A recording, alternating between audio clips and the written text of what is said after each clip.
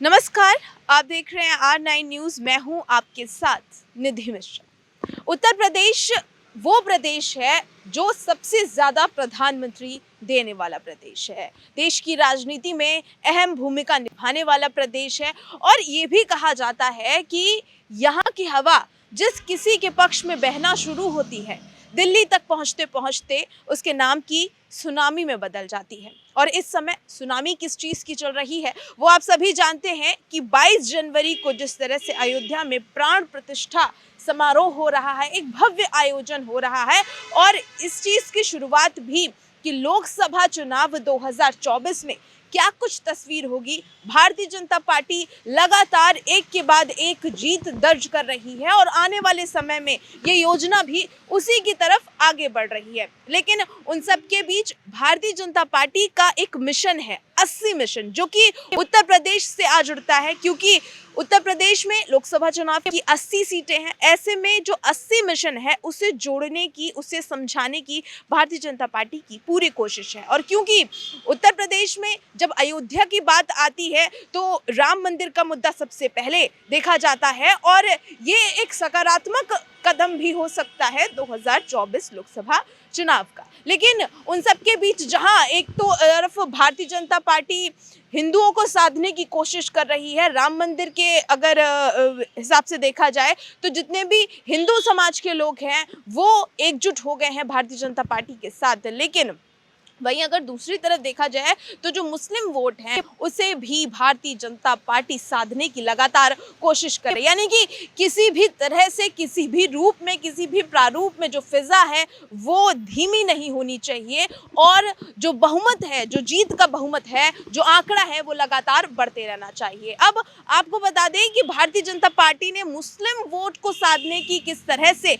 कोशिश की है। वो जो है मोदी, प्रधानमंत्री नरेंद्र मोदी ने एक अभियान के तहत मुस्लिम वोटरों को जोड़ने की कोशिश की है और उस अभियान का नाम है शुक्रिया मोदी भाईजान। जी हाँ, ये अभियान है जिसमें मुस्लिम वोटरों को साधने की कोशिश भारतीय जनता पार्टी लगातार कर रही है। अब इसमें क्या है ये भी आपको बता दें कि जितने भी मुस्लिम समाज से की जो कल्याणकारी योजनाएं हैं उसे लेकर प्रधानमंत्री नरेंद्र मोदी का जो है धन्यवाद किया जाएगा। ये जो शुरुआत है उसकी कहीं और से नहीं बल्कि नवाबों की नगरी लखनऊ से ही हो रही है, क्योंकि राजधानी है उत्तर प्रदेश में, जो राजधानी में शुरुआत इसकी हो रही है और वो जो योजना है वो किसी और से नहीं बल्कि प्रधानमंत्री नरेंद्र मोदी के नाम से ही शुरू है, शुक्रिया मोदी भाईजान, जिसे लेकर जो जितनी भी कल्याणकारी योजनाएं हैं उसे लेकर धन्यवाद किया जाएगा, प्रधानमंत्री नरेंद्र मोदी को धन्यवाद किया जाएगा और एक बड़ा जो समीकरण है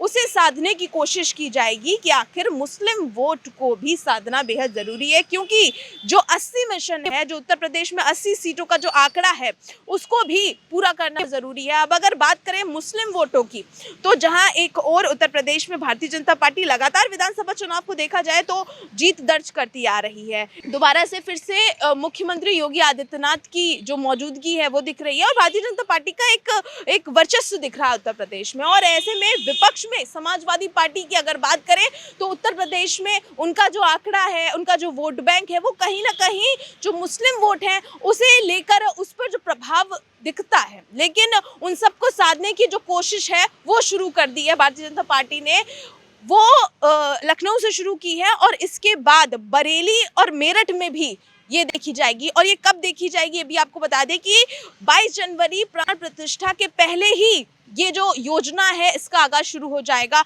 मेरठ में क्योंकि ये शुरू होगी 16 जनवरी को और बरेली में शुरू होगी ये 19 जनवरी को। ये योजना है, इस योजना में जितने भी अगर बात करें प्रधानमंत्री नरेंद्र मोदी के कार्यकाल में, भारतीय जनता पार्टी के कार्यकाल में मुस्लिम समाज को लेकर क्या कुछ योजनाएं रखी गई हैं, उनके कल्याण के लिए क्या योजनाएं रखी गई हैं, तो उसमें सबसे पहले हम बात करें तो 3 तलाक का मामला सामने आता है, जहाँ पर 3 तलाक के मामले को लेकर प्रधानमंत्री नरेंद्र मोदी ने एक बड़ा कदम उठाया। और ऐसे में ये भी देखा गया कि जो मुस्लिम महिलाएं हैं वो लगातार उनका जो झुकाव है, उनका जो सकारात्मक कदम है वो प्रधानमंत्री नरेंद्र मोदी की तरफ बढ़ता जा ही रहा है। और एक तरह से ये एक प्लस पॉइंट भी है और ये एक अच्छी बात जुड़ जाती है भारतीय जनता पार्टी के साथ। जो जीत का आंकड़ा है वो लगातार इस वजह से भी बढ़ता है कि मुस्लिम समाज से एक बड़ा बहुमत उनको मिल रहा है। और ऐसे में ये जो योजना है, शुक्रिया मोदी भाईजान की योजना, ये एक संबंध बना रही है जो मुस्लिम वोटों से भारतीय जनता पार्टी को जोड़ने का।